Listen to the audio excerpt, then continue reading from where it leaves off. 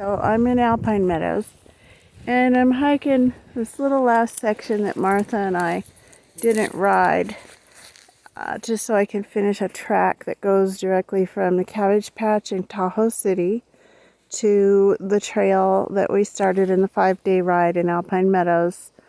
Now we have a complete, at least what I suspected, a complete recreation of the historical trail from 1955. Right up there is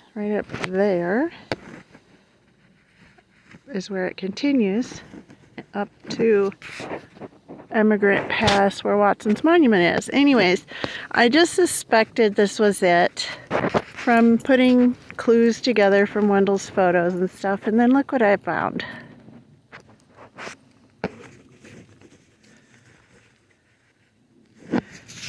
That is one of the oldest signs.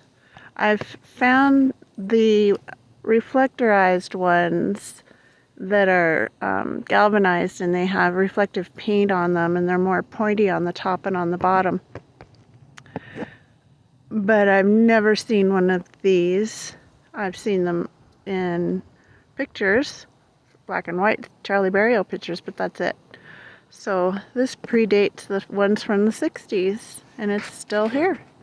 I think that's so awesome, and I'm so glad nobody has ever taken it, because it's actually populated here. The ones I've found don't even say the words anymore, and they have bullet holes in them, but very respectful here. So we're actually on the original trail.